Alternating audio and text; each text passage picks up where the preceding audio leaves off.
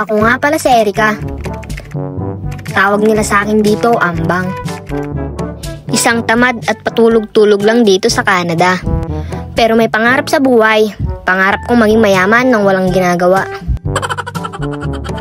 Kaya tara, samahan niyo ako. For today's video, ay magluluto nga pala ako ng buttered garlic shrimp. Kinuha ko na nga pala tong hipon, pagkatapos ay ilalagay ko naman ito sa palanggana. Ang una ko nga palang gagawin dito ay lilinisan ko muna tong hipon.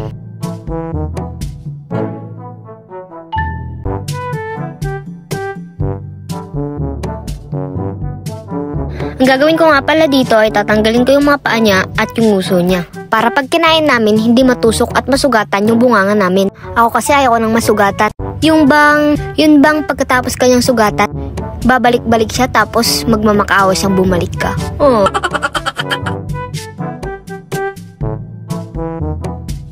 Pagkatapos ko nga pala itong malinisan, ay nagbalat na nga pala ako dito ng bawang.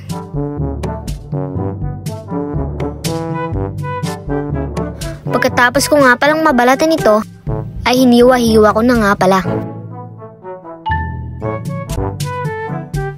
At nung nahiwa ko na, ay kumuha na nga pala ako dito ng palayok. At ipapainit ko na nga muna pala ito.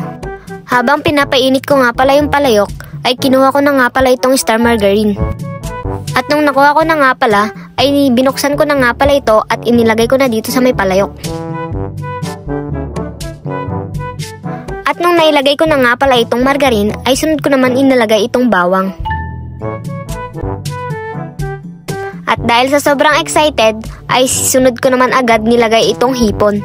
At nang mailagay ko na nga pala yung hipon, ay hinalo-halo ko na nga pala ito. Sabi nga pala nila, pag kinakantahan mo daw at nginingitian mo daw ang niluluto mo, ay sasarap ito. Kaya ang ginawa ko ay nginitian at kinantahan ko ito.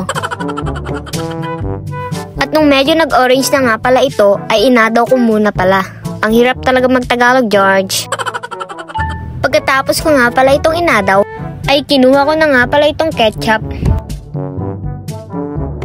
Pagkatapos ko nga pala itong makuha, ay nilagay ko na dito sa may palayok.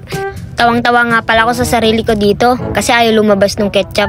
Tapos nagtatalsik-talsik pa. Pagkatapos ko nga palang mailagay yung ketchup, ay hinalo-halo ko ito. At nung maihalo ko na nga pala ito, ay kinuha ko na nga pala itong oyster sauce. Pagkatapos ko nga pala itong makuha, ay nilagay ko na ulit dito sa may palayok. Pagkatapos ko nga palang mailagay yung oyster, ay hinalo-halo ko ulit ito. Pagkatapos ko nga palang mailagay yung oyster sa ketchup, ay sunod ko naman nilagay itong Coke. Wala kasing Sprite kaya Coke na lang. Pagkatapos ko nga palang maglagay ng Coke, sunod ko naman nilagyan ng paminta. Pagkatapos nun, hinalo-halo ko at sunod ko naman nilagay itong asin. Pagkatapos ko nga palang malagyan ng asin, ay tinikman ko na nga pala ito. Nung tinikman ko nga pala ay sobrang asim. Kaya naman nag-add ako ng asukal pero hindi ko na ito na video. Nung okay na nga pala yung lasa ay nilagay ko na nga pala itong mga hipon.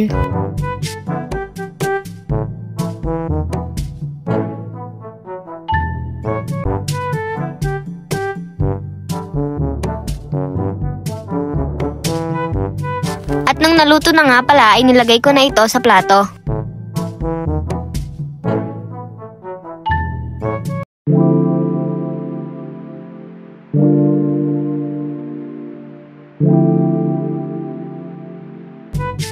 At ito na nga pala yung finished product. Tara, kain na po tayo. Hanggang dito na lang. Bye!